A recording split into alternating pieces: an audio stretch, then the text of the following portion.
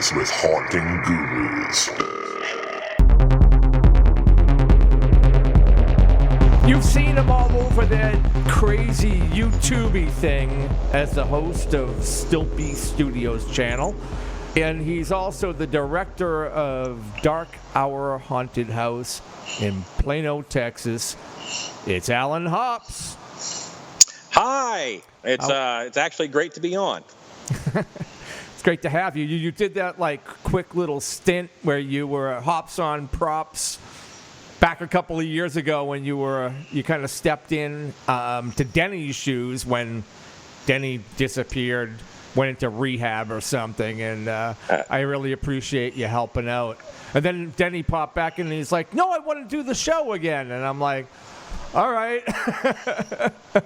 Well, you know what? It's fun, and I like to do whatever I can for the industry. So I didn't mind doing that at all when that was the thing. You do everything. So you're not doing the YouTube Wednesdays anymore, is that right? Did you stop that? Well, I have not done them in a while. It's been about 7 months since I put a video out. But I have several in editing right now, and my goal is actually to get a video out next week and then carry it on for a full year.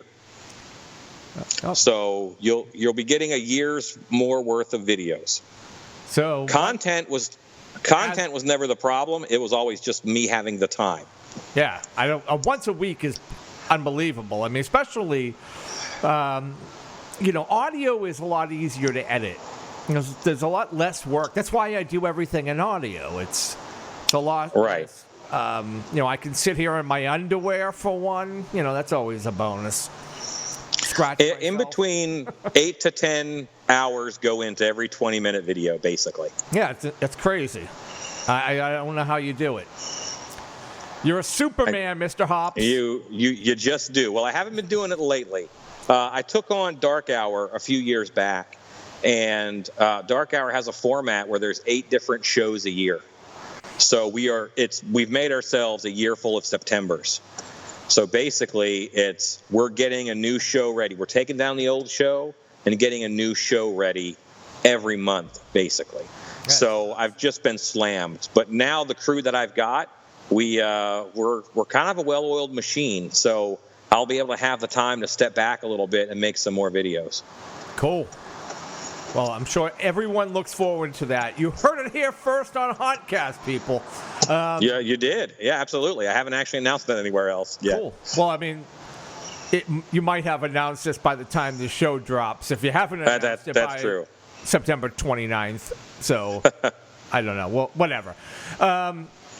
So before we start getting too in-depth with Dark Hour, why don't we take a walk down Mockingbird Lane and find out how young little Alan Hops started his journey into the dark industry of haunted attractions and all this stuff. Well, I always loved monsters. That was, as a very small kid, I liked monsters. I was always drawn to them. And, like even action figures like He-Man. I didn't want He-Man. I could care less. I wanted Skeletor. I wanted Beast-Man. I wanted, the Leech Monster. And those are the ones that I wanted.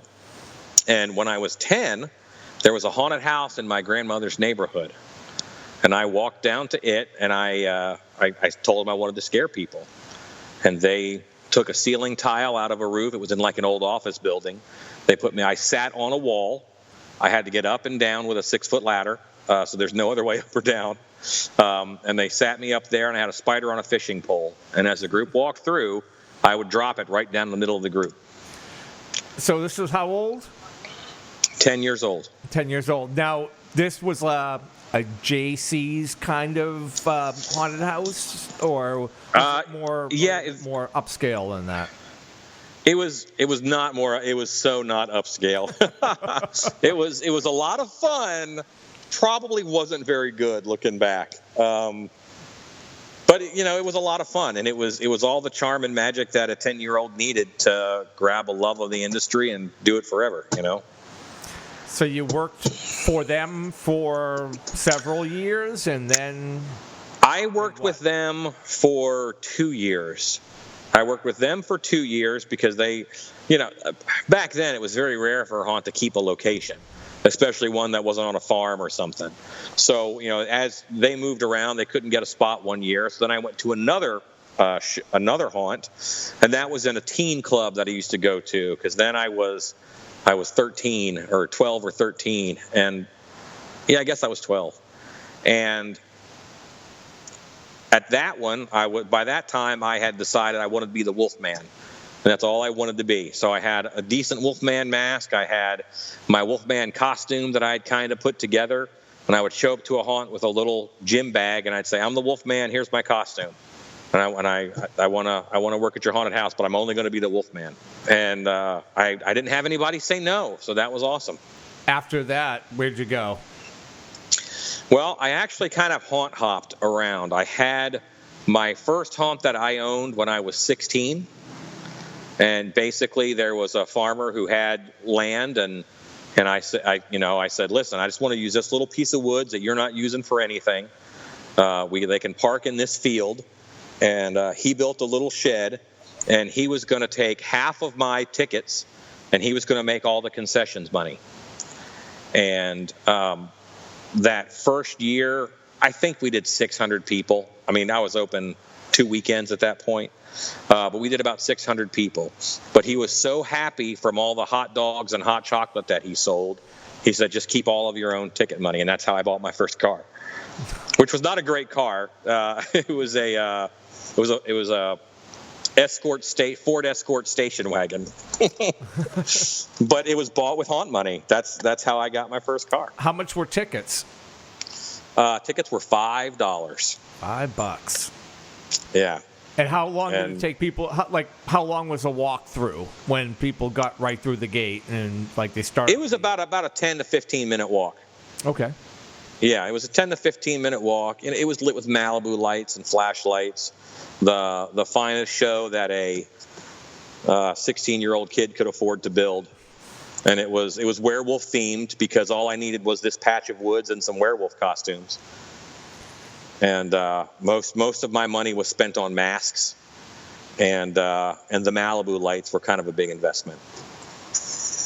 And you did that for a couple of years with him on that? You know what? I wish I would have. I only did that for 1 year. The next year, I did a small haunted house in a shoe store. It was in a strip mall, and it was at a place called Beards Hill Plaza in Aberdeen, and that was 94. And so in 1994, we called it Gore Tour 94, and it was in a little, and you'd go through there. I had 13 main characters, Dracula, Wolfman, Mummy, Freddy, Jason. It was a very 80s or 90s haunted house. And you would go through, and at the end, you'd exit the back of the strip mall, and I had a friend with a wagon, and he would pick people up, and he would take them around and drop them back off out front.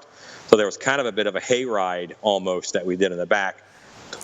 Was it a hayride around the back of a strip mall? Yes, it was. But it was a lot of fun to do. As ghetto as it gets. Oh, yeah, it was pretty ghetto, man. It was ghetto. But I knew what I wanted to do. So you're 17 years old, and you're already in a building running a hunt. You have no idea about the business aspect of anything. You're just selling tickets and putting on a show. Yes, and I learned a lot about business that year because I went to Kmart and I set up, because Kmart was like the anchor store of that shopping center. I went to Kmart and I said, I'm going to build a haunted house down here. I don't have a lot of money. So I had a credit line with Kmart, and I spent right about $3,000 at Kmart. Everything I had in the show came from Kmart in one way or another, because that's the only place I could buy stuff.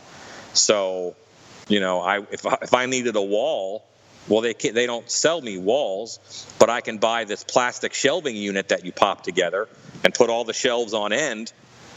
And then I can tape that together, and then that's my wall panel. It was rough, but This was not exactly to code, I guess, is what you're trying to tell us. You know what? We did have a fire inspection. We had a fire inspection. It didn't have a plastic roof or anything. It had some plastic walls.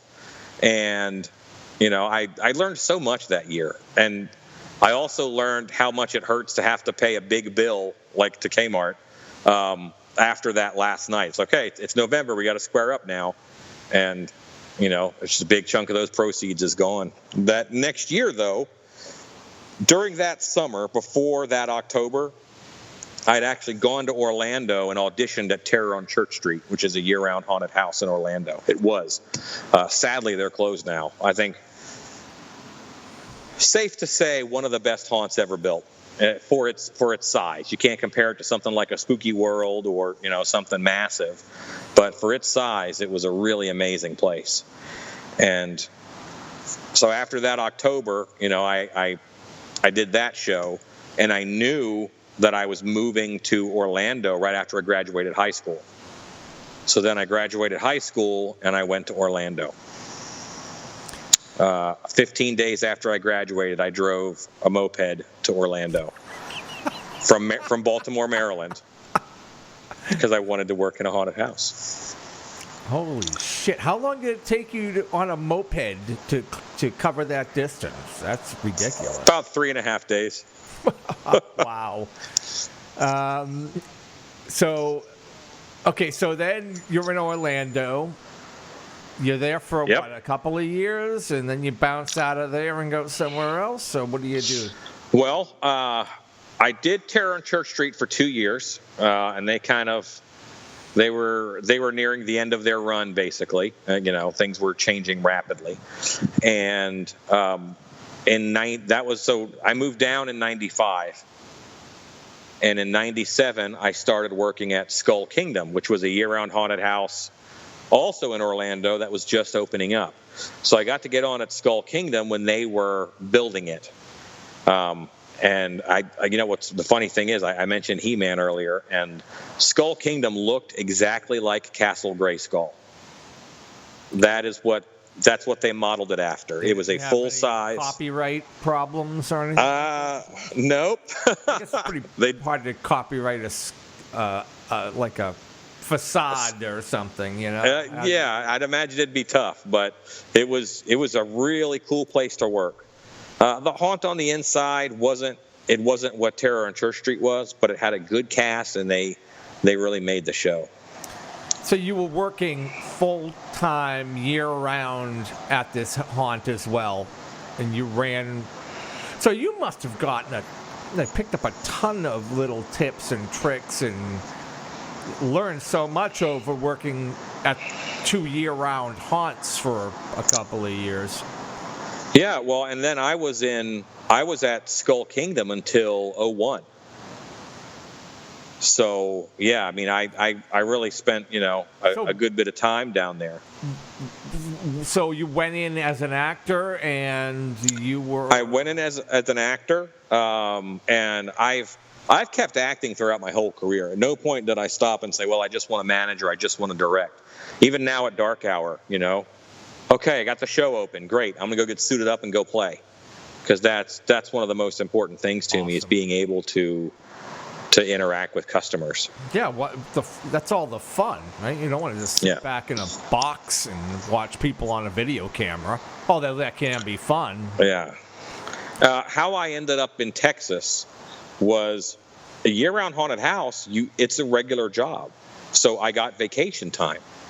I always had to be there that week of Halloween, but I would take my vacation time in October, and I would go work at another haunted house somewhere in the country.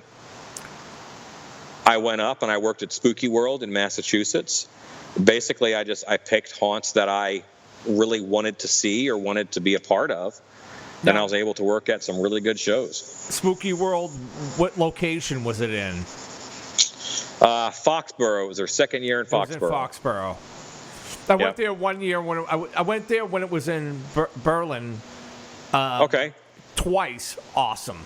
The atmosphere in that town was phenomenal. And then I went one year when it was in Foxborough. It was either the first or second year. Maybe it was the year you were there. holy shit, you might have scared me. You know, I don't know. Well, do you remember a big bat monster? I don't think I was a big bat creature on stilts out in their midway.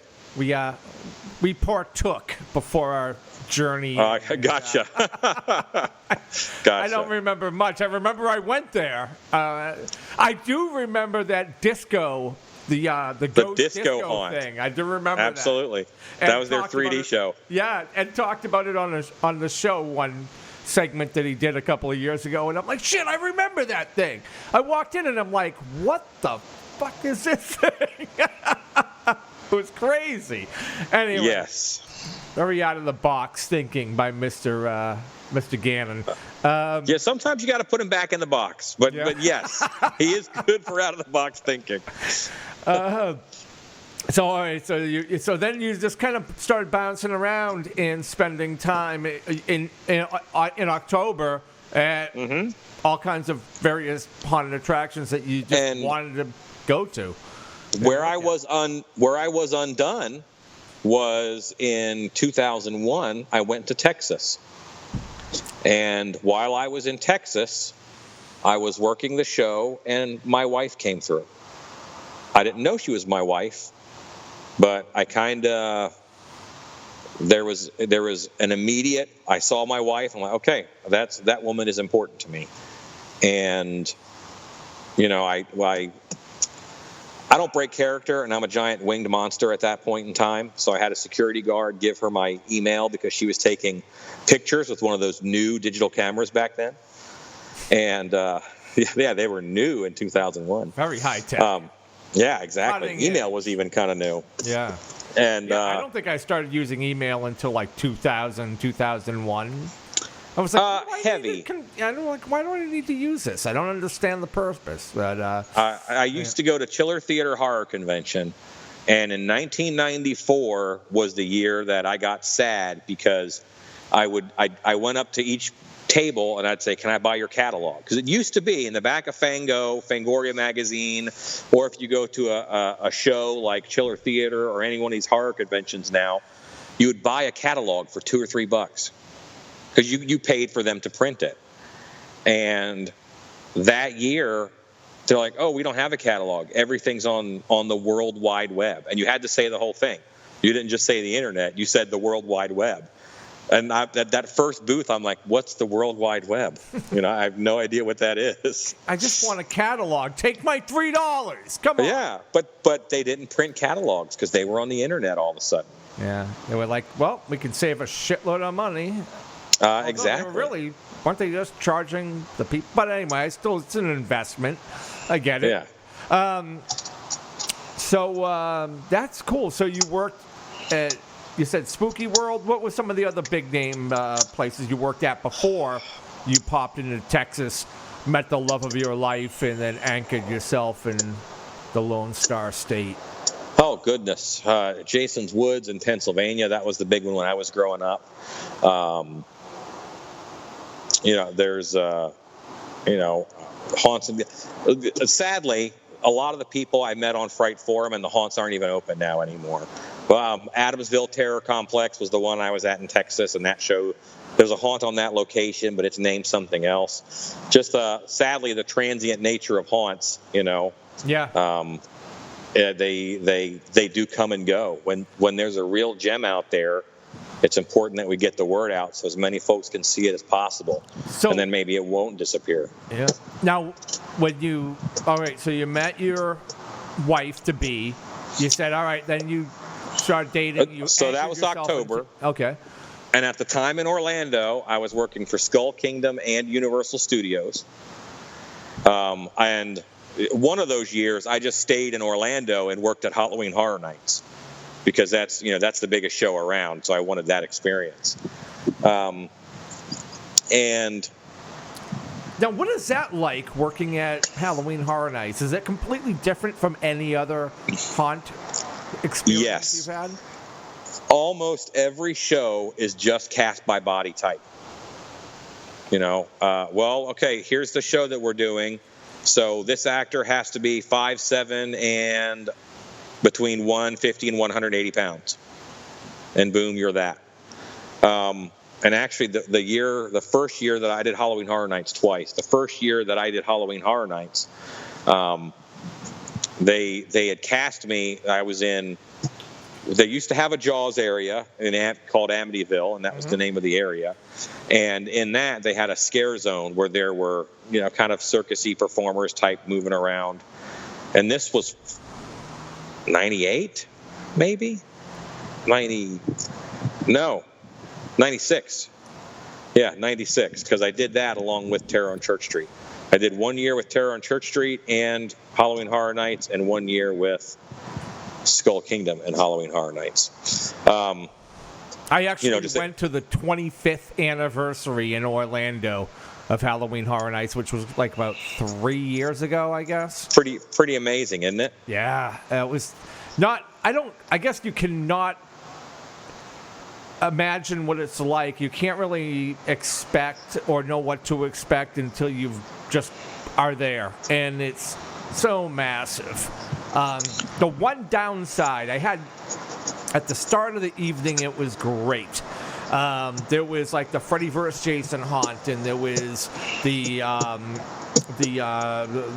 Werewolf in London haunt. There was like 3 haunts that we got to right out of the gate before all the massive crowds came in. We bought the tickets, so we were there early in the day.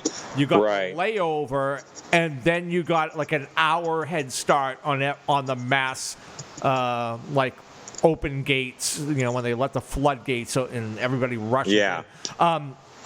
I got to go through those haunts. It was awesome because it wasn't a conga line yet. After the third haunt, then things just got insane, and the line was just nonstop. There was no pause. There wasn't like letting groups of 6 or 8. It was just, you keep moving. Move the line along. So the scares, like the startle scares, most of them were either happening in front of me, behind me. I didn't like that experience. If I could have had that same experience that I had at the start of the night all the way through, I would have thought it was the most incredible thing I'd ever been to it. But it was what it was. I loved it. It was great. But there was that. I like getting startled. I want to get scared by people. Well, and you know what though? They are a victim of their own success because it's a good product and lots of people want to see it. This isn't a popular idea. They should charge $100 more per ticket. And it would and for people who are willing to pay, who really wanted that experience, they'd get it. Right. And wouldn't it be a better experience if the park had half the people? Damn right. You cut that number in half. The way that you moderate your ticket sales is by raising your price. Seriously, with like 9 different haunts, I'd probably pay the $100. Well, and 100 extra. Or whatever. Yeah, I mean. Yeah, I think they're about 80 right now. So, okay, I've got it. So let's say it's 180, or let's say it's a flat $200, but you got half the people, or you're going to get the full experience at each haunt you go through. Yeah, that worth might it. Be worth it. Yeah. Because the set details were phenomenal. I mean, the scenes, the settings, they had a lot of the like the scare zones outside of the haunts that were pretty cool. I'm glad I went. It's it's really marvelous to go somewhere. Well, it's obvious we love Halloween. It's very cool to go somewhere and see a major company invest millions of dollars into something that I love. And that's how I look at it. Even, do I enjoy the movie property haunts? Not as much. They used to do their own thing quite a bit. Like they'd make up an asylum, or they'd make up a circus, or they'd make up, stuff. Now it's a lot of IPs, independent or intellectual properties. Yeah. Like Walking Dead and Freddy vs. Jason. And those are okay. Those are good. They're fun experiences. But I do prefer, just the original haunt stories. Yeah. And, the fact that they're investing millions of dollars every Halloween season, just making haunted houses. Yes, I like Halloween. I like effects makeup. I like making masks, but I am a haunted house guy. I love haunted houses. So give me a walk through haunted house any day. That's what I love. Yeah, I prefer it smaller. So you cut your ties in Orlando and went back to Texas? Is that what happened? Yeah, I was actually making Stiltwalker Velociraptor costumes, make it look like they were riding Velociraptors for Universal at the time. And I put those in the car, and I headed to Texas. And I finished them up and shipped them to Universal. But I was, talking through email and on the phone with my then this woman I was very interested in, and it ended up where I ended every email with a question, so she had to write back. But by January, come the end of October, I moved back to Florida. By January, I was like, okay, I'm moving to Texas. So I contacted the haunt that I was working at, and I ended up going to that haunt, and they actually set me up on property, and I lived there at the haunted house. It was not a great setup, but it worked out, and that's how I kind of got my foothold in Texas. So what did you have to do? Take a regular job when you were back in Texas for the time being, or like? No, I worked for that haunt, and actually, in that time is when I started doing my actor training video. I made my first actor training video there at Adamsville Terror Complex. That's where most of it was shot. And there was also a Renaissance Festival there. And at the Renaissance Festival, I was a stilt walker. So that was, I had a system where, 1/3 of my income was making masks and costumes and selling this actor training DVD. Another third of my income was whatever I could make from a haunted house. Another third of my income was whatever I could make at the Renaissance Fair, doing this Stilt Green Man character out there.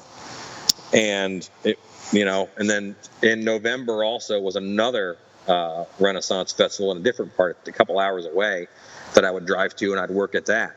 And pretty much that October and the Renaissance Festival money kept me going through the year. I was not rich, but I sure did love what I did every day.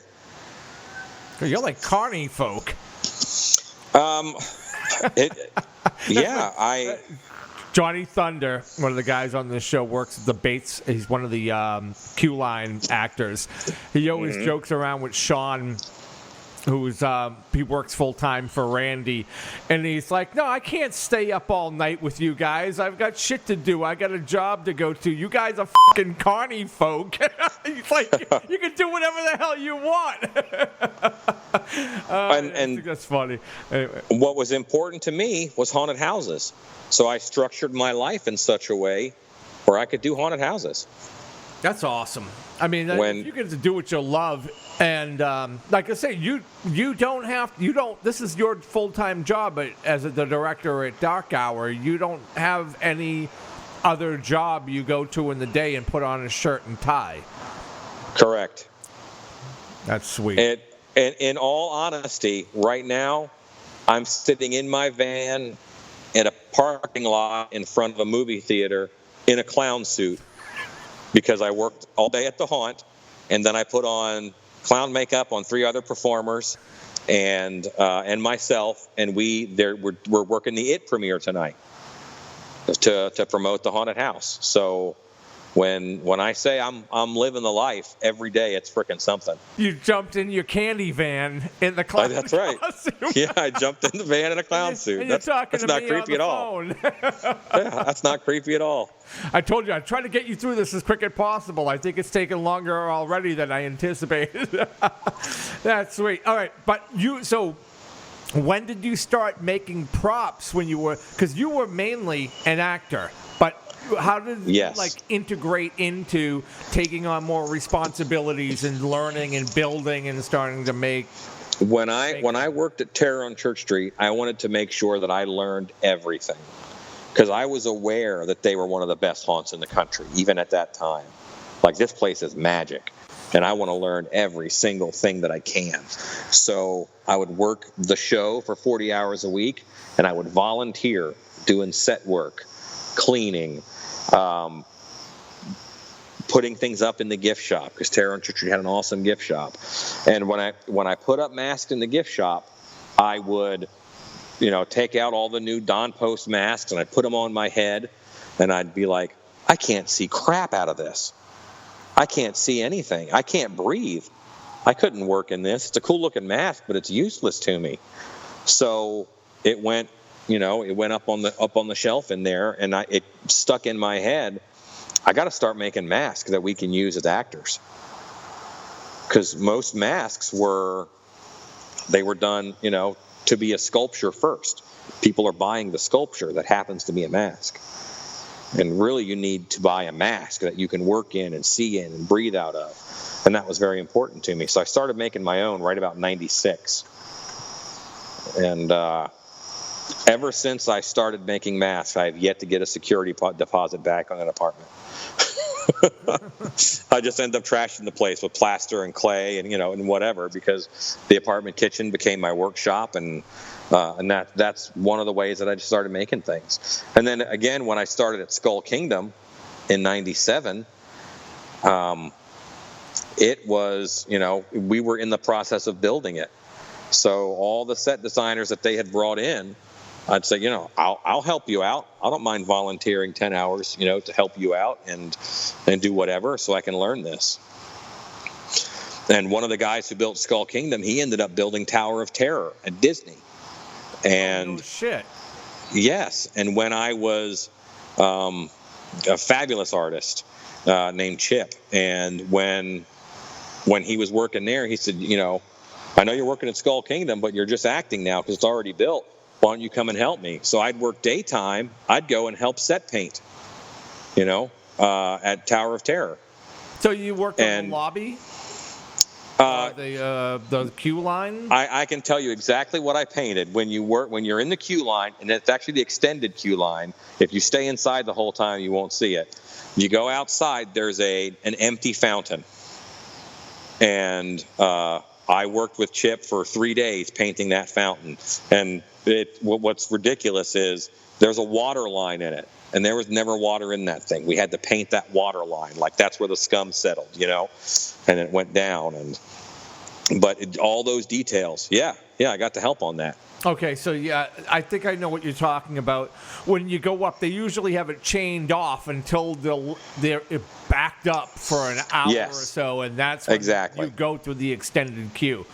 Yep. I go down there once a year, so I'm like, gotcha. Luckily, I always plan my vacations down there, so I'm not in any peak season, so I've never experienced that, and I hope not to see your fine work, Alan, because that line can get ridiculous. So, oh yeah, all right, that is crazy cool. All right, so. So you were building props. Then you started selling some masks. And how did you get into doing the stilts, the stilt walker costume? When I started Terror on Church Street, when Terror on Church Street opened, they had a policy. I think they opened in '93. They didn't hire anyone under 6 feet tall. You had to be at least 6 feet tall because they thought that was scary. And I am 5'10", 5'11". I'd probably be 5'11" if I stood up straight all the time, but that rarely happens. So I read about 5'9", 5'10". And, I'm not that big of a guy. I'm wide, but I'm not a tall guy. And I wanted to do stilts in order to change my range of motion, be able to do more characters. And I'm really into things that make you move different. I don't want to look like a person. I like monsters, so I want to move like a monster. I want spring stilts. I want, arm extensions. I want anything that's going to make me not read like a human. So, and that I just kind of got into it then. I did a little bit of stilt work at Terror on Church Street. They had a bat costume, kind of, that I did. And it was in that bat costume that I did at several events. and parades and things for Terror on Church Street. I said, you know what, I can make a better bat costume than this. It was a very fabulous bat costume, beautiful. But then I made another one, and I made one that you could walk on the wings like a vampire bat, and I was very happy with that suit. And that's the one I wore to Spooky World. That's the one I met my wife in. It was kind of a big part of me forming up my haunt career. That bat stilt costume turned me from an actor into a featured performer almost at haunts. So over the years, you've pretty much dabbled in everything, at least from what I can see from your YouTube videos, which I've watched many. Yeah, I mean, that's haunting. If you're going to be a pro haunter, that means you're going to be a carpenter. You're going to be a plumber. You're going to be an electrician. You're going to be a set painter. At some point in time, you need to make the leap and become a sculptor and a molder, so that you can make, because you can't afford all the cool stuff that's there. You can afford to make it, but you can't always afford to buy it, especially when you're starting out. I'm successful now because I was poor when I started. I had to make everything, and I had to find a way. I had to find a way at 16 to build a full haunted house, costumes, everything, from stuff that I could get at Kmart. Okay, so the first thing that you made, we're dialing it back. You were making masks. So that was your first kind of. Let's talk a prop, like something like a cool prop that you made that you were like, yeah, this is great. You were really happy. Now you might look back at it and say, that sucked. But at the time, you were very probably a full costume. There was a full Yeti costume that I made. It was me and my friend Dan. We, when you are a full-time haunted house actor, you're going to make between $9 and $11 an hour or so, and you don't get rich that way. So in October, once again, you come back for that last week, and if you get off work at the haunt, then you go to a costume contest. And down there in Orlando, downtown Disney had costume contests, and Pleasure Island from Universal had a costume contest. Universal City Walk had a costume contest. So if you did good, you could make $4,000 or $5,000 in costume contest money, because they all had $1,000 or $2,000 prizes for first place. And we made a Yeti costume, and he was this warrior who pulled this Yeti along, and of course I was this big stilt Yeti. And that's, at that point in time, that was the thing that I was most proud of, this big white monster. Did you win? Yes. So you won a couple of grand. Good night score. Yes. Yeah, we won. It was that year we won right about $4,000. The next year we won, just the prizes got less. We won $3,000 that next year. That was a good couple of years, and I didn't repeat that until when I was the second year that I lived in Texas. I believe it was 2002. It rained 9 out of 11 haunt nights, like poured down rain, and no one came. Oh. And that year, I was the director of actors for the little park that I was in. Parks are big here, like 4 or 5 haunts together. That's a big thing here in Texas. And I was director of the park, but I took off on Halloween night because I needed to go make money. And I had actors that I had to pay because I had my own little trail, So I gave them a chunk of my trail's attendance, and they sold the tickets and stuff for me. But I didn't make enough to pay the actors in it. Oh. So I did that Halloween night. I entered 2 separate costume contests, and I won $3,000. And after I paid all my actors, I had $42 left. But I paid them. So, that's one of those things that you just have to do. It's the honorable thing to do. You have to do it. Yeah. It sucks that you had to bite the bullet on it, but hopefully that was the only year you ever had an experience like that. I would love to say that, but it's haunting, you know. A lot of haunters don't gamble because we gamble every October. Yeah. You know, is it going to rain or not? Is it going to snow? So, you know, there's been hurricanes that hit in October, depending upon where you are. So, I mean, it's a gamble every year. We'll stay on the topic of kind of like prop building and whatnot. What are some of the projects? Because you're hands-on pretty much with everything there at Dark Hour, right? Yeah. Okay, that's fair. What's some of your favorite projects that really get your rocks off? You're really excited about doing each year. I mean, like in particular. I mean, you probably love a little bit of everything, but are there any specific like prop builds, set designs, things like that? Probably my favorite thing. My favorite thing ever is have a monster in my head, so I make up a new monster kind of for each show.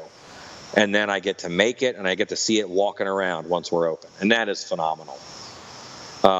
And then my second favorite thing, I've really gotten into scenic painting, like where you paint a big set. And on my YouTube channel, I have, I think, 7 or 8 videos of, you know, scenic painting where I'm painting some kind of a backdrop almost. And that is so enjoyable to me because you start with this blank canvas, and then, you know, you have, you know, a back wall of a haunt that you add a couple layers in front of, and it works perfectly. Yeah, I've watched a couple of them. You have a few videos that like are more, I'd say, down and dirty because of the lighting. You don't have to get too detailed, so you're doing a lot of like shadows and, you know, the way the light would catch a certain edge and, you know, things of that nature. So I thought that was really cool because it's, you know, sometimes you spend so much time trying to paint something to make it look as if it would, you know, trying to put the detail as if it was going to have a light, like fully lit room, where it's not going to have. It's not going to be fully. No, people are going to see all that detail would be washed out usually, and you know. And that's a problem with costumes and masks also. The beautiful paint jobs in Trans World, where it's flesh tone and there's all these beautiful veining and things in it, and all these subtle, you know, purples and things in the paint job. It's beautiful on the show floor, but when you put it in dim lights, that paint job just turns to mud. And you really need something that's a little bit higher contrast. You know, a dry brush paint job tends to look better in low light because it pops. And I can still tell what it is. You know, you can get your point across a little easier. One of the things I'm good at, in my mind, is editing for the show conditions.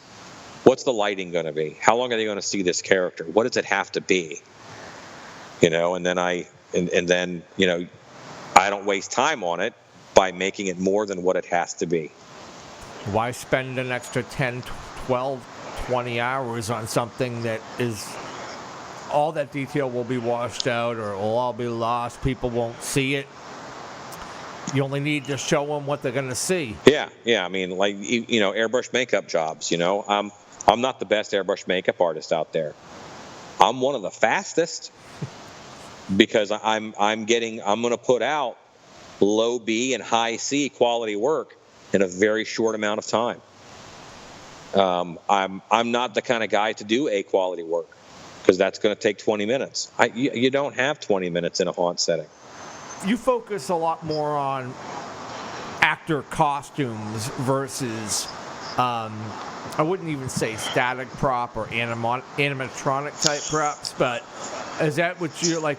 You focus more on? Yes, like, yeah. I like live prop kind of a thing. Yes, yeah. I want to make toys for actors to use and make noise. I want to make puppets that an actor can interact with an audience with. I want to make costumes that transform that actor into something else. And now there are, you of course have to make an environment for this actor to be in. You know, you have to do that. And then in that environment, you have to have those static set pieces. And I think that people focus on what they have access to. I've always been an actor. and working year-round haunts, and I'm dark hours pretty much year-round now because we do those 8 different shows a year. And I always have access to an audience. I can make this thing and try it out on this audience. Just tonight, I was scaring people with a balloon. You drag your fingers across the balloon, it makes that terrible noise. I was just walking up behind people and drag my hand across the balloon and get that scare because I wanted that interactive prop. I wanted that tool to interact with the audience. Well, the seasonal shows, but you do them almost every couple of months, right? I mean, they're like somewhat seasonal. I mean, you're doing how many a year? 8. How do you guys completely re-theme for every new show? Yes. Now, a big part of that is our lighting are all color changing DMX. So we can change the lighting. We can add flicker. We can add strobe. We can change the color of the lights, anywhere in the building. That's all digital. We can do the same thing with sound. We can send any sound to any speaker. As soon as you completely change the lighting and you change the sound, you've changed that set quite a bit. But then we go in and, every tabletop, we have mock tabletops. There's the mantle, and we have a room called the foyer. It's always a foyer, almost always a foyer. But that mantle, if you look at the mantle, it's sitting on a 1/2-inch piece of plywood. That's because that's the Christmas mantle for the Christmas show. Then we unscrew that, we take that fully decorated to the back, and then we can bring out the March mantle. And we bring out the March mantle because our February show is a blackout show. So even though February comes first, they're going to be in that room and they ain't going to see nothing. So I can put up part of March while they're doing February. So it's kind of an overlay. Yes. Yeah. Like you're changing out certain pieces, and it changes the entire room. Well, to now, an extent. I mean, about a third. That's probably, for any given show, it's fair for me to say 1/3 of the spaces just get a different light and sound change, and maybe a decoration or two different. Another third of the space get an overlay, just like I mentioned. And then another third get field stripped, and a whole new thing gets put into there. Down to the walls.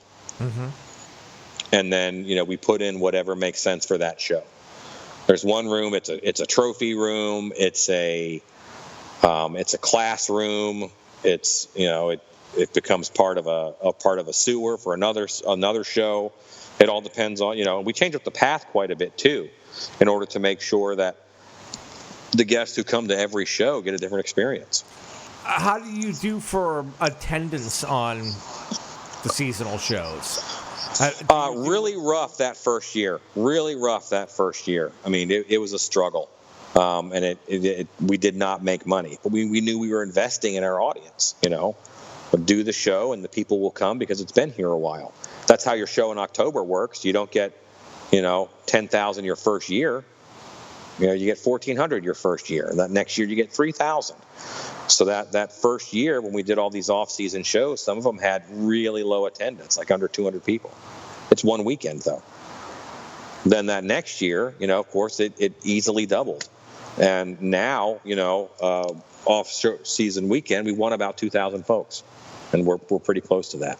Cool. Now, what are you doing? Thursday, Friday, Saturday, Friday, Saturday, Sunday? Just Friday and Saturday nights. Friday and Saturday. Yep. How do you promote the new shows, or the seasonal type shows? Mostly social media. No, it's the same as October. Only in October, people are going to go to a haunted house. You just have to convince them to come to yours. In April, you've got to convince them to come to a haunted house and then make them come to yours. Because they're just not ready. And once again, you're theming you're theming like the My Bloody Valentine type of, I guess, for February or something along those lines. Is that right? All all of our shows tie into Dark Hour's main backstory. The main backstory is there's a coven of witches. There's 13 witches that are trying to bring out the Dark Hour, which is a magical apocalypse. And they can only do it on Halloween season. So that's every October show, is they're trying to bring about the Dark Hour. Well, the way the Coven of 13 Witches works is that a different one is their leader, and then a different one rises to power each month. So it's very much a cycle. The Ice Witch comes into power in December. The Fairy Witch, she comes into power in March. The Contagion Witch comes into power in April, and that's our zombie show. And then June, the Spirit Witch actually comes into power. That's our show called Summer Spirits, and that's possession based. And then the Mother of Werewolves actually comes into power in July for our Dog Days of Summer show. And then the way we flavor the October show every year is we have a new witch take over for October. And if she, as an example, if she were our Chinese dragon witch, well, the show would have, some Chinese flavor, and it would have some dragon flavor to it. How did you hook up with Lucy and start? Did you start Dark Hour with her, or did you come? I came in a little. We were not open, but I was I guess the third artistic director at Dark Hour. But I'm the one who got us open. There was one before, and that just didn't work out. Lucy is a wealthy person who wants a great haunted house, and in order to be successful in a haunt, you have to have an air of frugality. So you can't freak out just because you have, $1 million budget. That doesn't mean you order all this, stuff. You still have to be responsible with your money, because in years to come, you have to make a profit in order to keep doing it. So I had a bit of, I'm known for my frugality. So yes, it's a multi-million-dollar haunted house. We bought the building that we're in. It's an old sporting goods store. It's huge. It's a 47,000 square foot building. We filled it full of stage lights and fog machines and, a super high-end sound system. Yes, we did all that. And we spent all that money up front. Now, in these years, I'm really earning my paycheck because I have to get creative to put new things in the show without spending a lot of money, because all of our money was up front in our infrastructure. And the way that I ended up hooking up with her is I was working with another company, and they had just bought a haunted house in Orlando. So I got them through the design process, and they said, well, we're moving to Orlando. Well, I wasn't moving to Orlando, and Lucy had kind of hired us as a creative consultant team, and it just worked out where they moved to Orlando and I stayed. We were in such a rush to get open. I was barely home, but I'd see my wife, and she'd say, honey, did you get a raise at work? It's direct deposit. I don't even know what I make right now. And did you get a raise at work? Your paycheck is different or weird. And I said, oh yeah, I was promoted. Originally I was the guy who was going to build their 3D voodoo show, and that was it. Well, as people got overwhelmed or quit or whatever, I just took on, and then eventually I was the director. So you took on more and more responsibility. Just as time went, I just took on more and more until then I was the director, and I'm glad I landed there. Now, are there days when I just want to be the guy in the mold room? Slide a picture of the monster you want under the door, and in a week I'll push that monster out the door. That'd be awesome. But that's not it. Right now I'm the director because right now I'm the guy for the job. If somebody who can do it better comes along, I'll give it to him. It's a big responsibility. I do not take lightly that I am deciding what happens with a lot of someone's money, whether it's me making marketing decisions or I'm making show decisions. What do we buy? What do we not buy? Does it take a lot of the fun out of why you got into this business? It can, and that's why I've been very fortunate through my career. I can focus on different things to not burn out. So I can spend 2 years and really work on stilts and stilt costumes. I can spend 2 years and really hone down and focus on my mask making. I can spend 2 years and focus on actor training videos and really pushing on my YouTube channel. Well, I have those skills at the end of it, and I didn't get burnt out because I was doing the same thing for 10 years in a row. Dark Hour, I'm coming up on year 5, and I'm a director. I'm doing the same thing. But yeah, so does it take a little bit of the fun out of it? Yes. But I have one hell of a playground here. If I have the idea to, hey, let's do an all-female cast. I've never seen that done before in a haunted house on purpose. I've seen it by accident, but, on purpose. Let's have 60 women all work in the haunt on the same night. No guys. And one of the scariest nights of the show is on our all-female cast, and there's 60 women trying to get ready. That's rough. I hide in my office. So you have a great staff assembled. Oh, absolutely. Absolutely. I have one heck of a team. Put together, I'm sure. Oh yeah, I mean one of my first phone calls was Ed Gannon from Spooky World. He ran Spooky World for many years, and then he wasn't running Spooky World. It was sold, and I called Ed. I said, Ed, listen, I've got a big project, and they need builders. So I said, you're the man. Come help me. It worked out at first. He said no because he had just accepted another job. And then he called me back like 2 days later and said, hey, listen, I can do it. So. It worked out great, and then Ed has since moved, from the Northeast down to Texas, and he's been in Texas for almost 5 years now too. Has he adjusted well? Fairly well, yes. Yeah, we keep the air on, and what's funny is we keep it pretty cold in Dark Hour. So in June or July, it's not uncommon to go back in the show and see Ed wearing a jacket or a coat inside the show because he's gotten used to the heat. Yeah, Ed's a good guy. It's funny, yeah, because he's like a New Jersey guy, and then he lived in Massachusetts for a while, and now I'm planted down. Dude, I'm ready to move to Texas. I'm ready to abandon Massachusetts and get the hell out of here. Well, you know what? We're following the work. Could you be talking to me 5 years from now, and I'm building a haunt park in Australia? It's not off the table. That's a popping up market. The UK is a popping up market.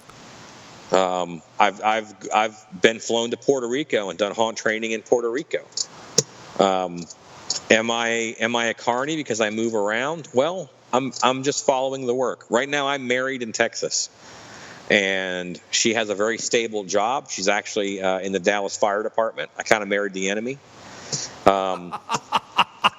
But she's very stable job. She's planted. That's good. You get them on the inside, man. Yeah, that's right. But, so I need this market to support me. At this point, I can't really be a $9 or $10 an hour haunted house guy. I kind of have to have a haunt big enough to be able to afford, me to make, at least $35,000, $40,000 a year so I can get by and stay in this market. And I turn down offers every year to go somewhere else and run a show. It's a farmer who he's like, I don't have time to dedicate to it. Right now I've got 14 to 16,000 customers. I think I could grow to 25, but I also have to run a farm. So I can't, but I can afford to bring in a guy for, between $35,000 and $60,000 a year in order to get my haunt up to speed. Those jobs are out there. You have to. We're in that weird situation where you have to kind of be a haunt guy before you get offered haunt work. Hey, yeah, it's tough because home haunt here on Cape Cod. Yeah, man, I'm going out there to run your freaking business. Right. Why would they? How can they invest in you when you don't have that body of work already? Yeah, you need that track record. And you get the job being an actor manager by being the actor who does good, shows up to sweep. Then you become an actor manager. You become the shift manager and general manager by being an actor manager who shows up and does a good job, and you get a track record. And then when another haunt opens up and they need, a big manager or show director, they might pick a guy who's maybe a second or third tier guy at their haunt, and then he becomes a first tier guy. And that's kind of where I've been. I actually went from being a high end actor and actor trainer and actor coordinator in Orlando. Well, in Texas now they said we would kind of want you to run the show because you have experience. So I ran my first show in Texas in 2001. I was the director of a show, and then I haven't stopped running shows since then. I was doing the work. People saw me doing the work. They said, "Hey, there's more work," or then work gets created because there's a guy who can do it. And they say, "Well, we could do a haunted house on this property. We just need a guy who can do it. Look, that guy does haunted houses. That's a good way for us to make money."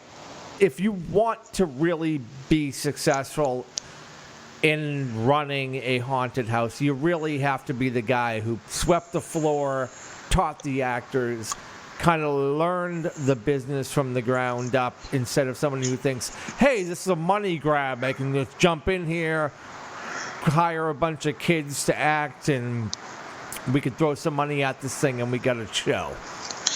Yeah, I don't get offered directorship jobs at first and second year haunts.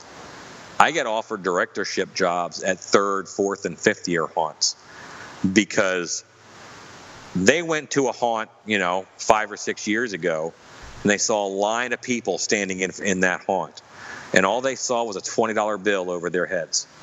And they said, "Man, I can make some money in the haunt business." And the first year they thought, well, we need to tweak some things, and then we'll get it. And that second year, they don't quite get it. And then they say, you know what, we need to hire somebody who knows what they're doing. And that's when you get we need to hire somebody who gets it.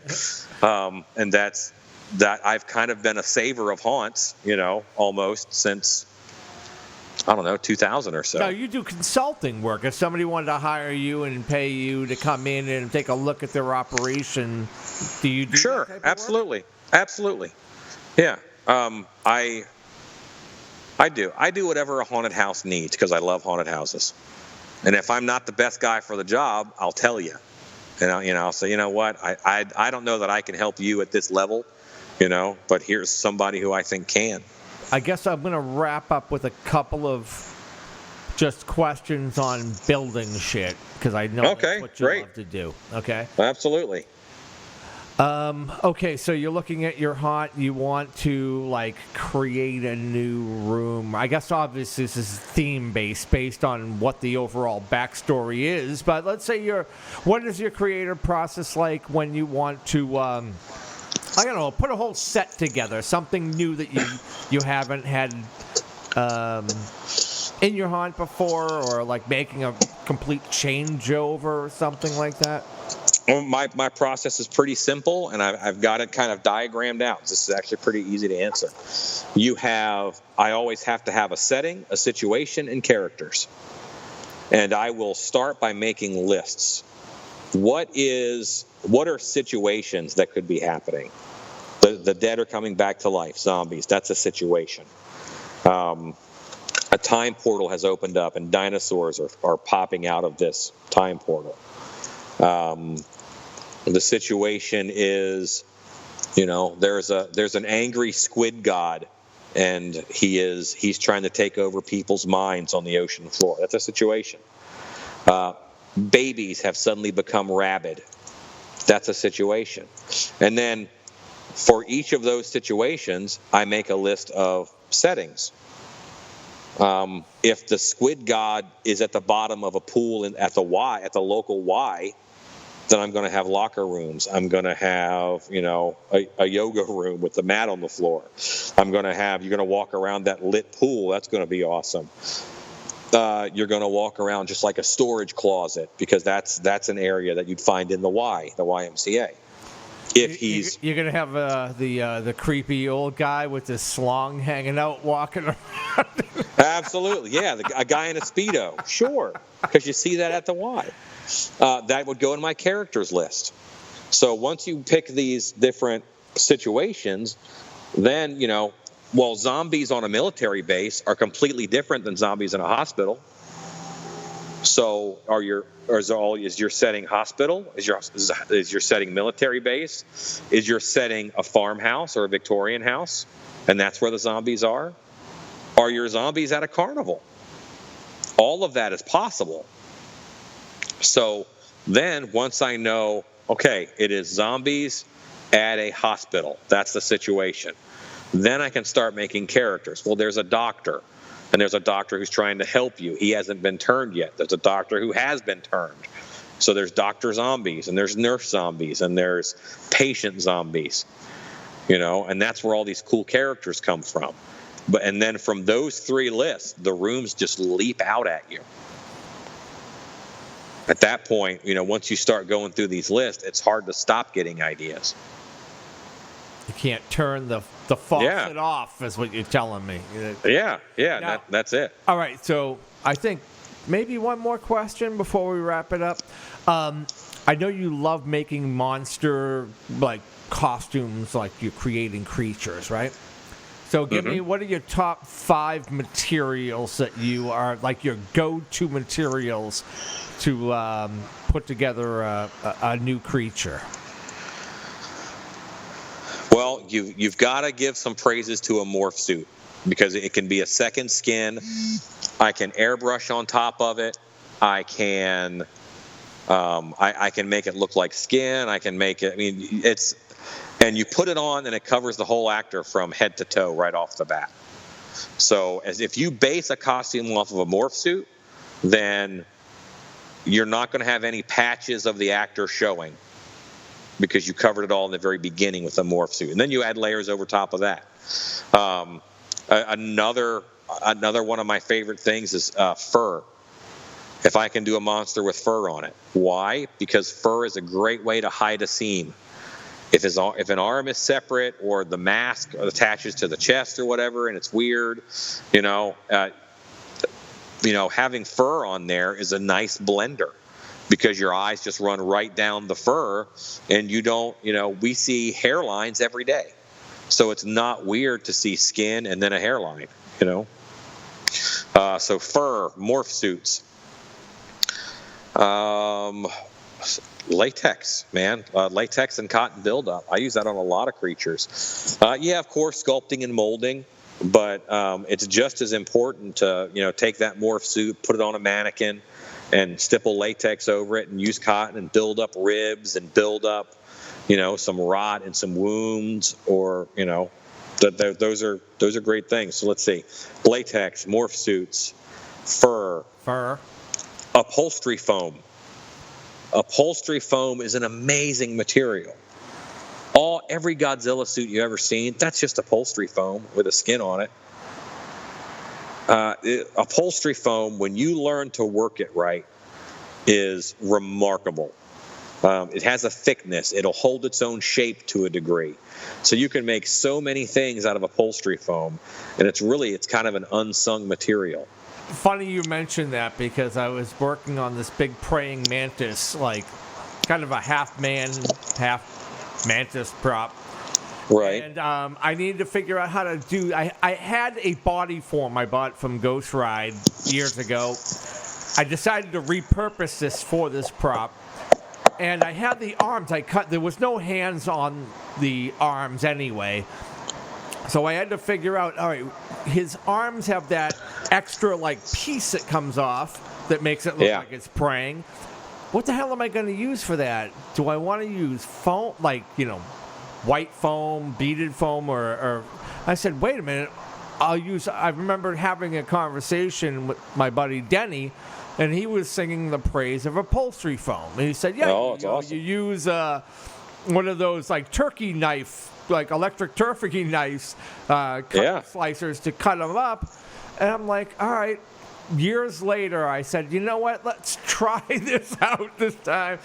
And, I put it on there. Now, one thing I realized that it was because I was covering it with Smooth On's Freeform Air to add the extra, coating on the outside. Right. I had some old Epsilon from Smooth On, which hardens, and it's like a foam coating.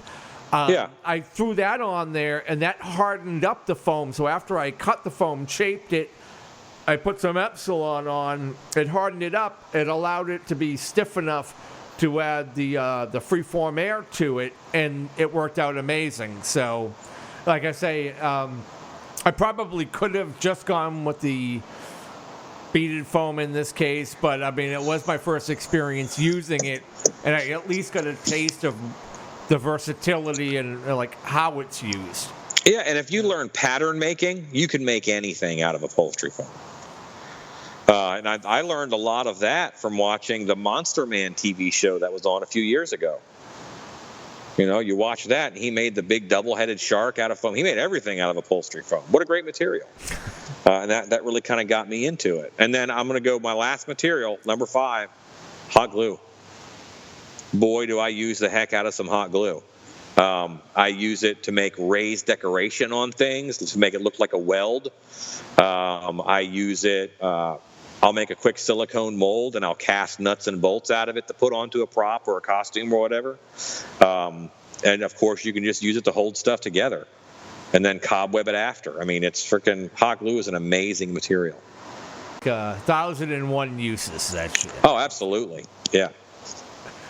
Awesome. All right, so let's plug Dark Hour, and so what's opening night? What night's open? I think it's September 23rd. It's that Friday there, the 23rd. Sorry, I'm putting you on the spot. No, I mean, you know what? My brain is so fried. I know, you're sitting in a van, looking at that's right. a that's movie what I'm theater doing. parking lot. Yep. All right, so how many nights are you guys running for through September into October? Roughly. I think we have 16 nights this year. We've added some Thursdays and Sundays. Great new show lined up. I mean, you pumped? You excited? I am pumped. We're doing some really cool stuff, and I'm playing with something in costumes that I haven't played with in years. It's L-wire and adding a lot of LED lights to some costumes. And I'll post some pictures of them on Dark Hour's Facebook page here in the next few weeks, because they're some of the big bads for this year's theme. All right, so if you're anywhere in the Plano, Texas area, which is roughly, where is Plano? Is it Dallas? Plano is northeast Texas. It's right near Dallas-Fort Worth. We're about 20 minutes from Dallas. Okay. If you're anywhere in the area, you want to get down to Dark Hour, go to, actually, I'll let you plug it all. Why don't you just plug the website, any promotions that's going on, if you're doing anything with Stiltby Studios or anything else that you want to do. It's darkhourhauntedhouse.com is the website for Dark Hour. We just got a new website that Fearworm built for us. Pretty awesome. And Stiltby Studios is my channel on YouTube. You can always, hunt down Alan Hops or hunt down Stiltby Studios, and you'll find my YouTube channel. And I'll have new videos launching this month. Are you still selling the masks and the stilts and things? I always, right after MHC, I shut my website down till after October, because I'm just too busy to get product out. Okay, I was wondering. I was looking for it. I couldn't find it, so I didn't know what happened. I made it dark, so you can go there, but you can't buy anything. You have to go to the dark web to find those products. Yeah, and you know what? And I'm still busy because I still get people calling me all the time. Hey, can you make this? I know it's last minute, and in order to do any of that, because that's the weird fun stuff. In order to do any of that, I got to shut down the run-of-the-mill everyday website DVD skull whistles.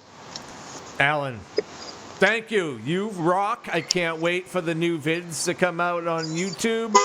Have a phenomenal haunt season, and drive off in the candy van. Absolutely. Well, thank you very much for having me on, and thanks for supporting Haunted Houses. Awesome, man. Take care. All right. Bye. I'm going now. Heaven help you. Please Please like and follow the podcast. Stalk us on Instagram, Facebook, and YouTube. Links in the description. And help us by sharing Hauntcast with all your haunted Halloween brethren. Until next time, stay scary.